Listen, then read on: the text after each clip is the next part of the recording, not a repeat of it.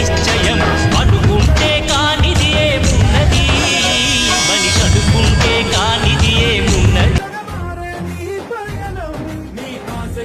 తమ ఆశని తమ కోసమని తెలిసా లక్ష్యమని తమ రక్షమని నినదించేరా పదర పదర నిగతముకు కొత్త జననమిదిరా నీ ఎత్తుకు తగిన లోతు ఇది తొలుపు నాది గది తలుపు తెరిచి పదరా పదర పదర పద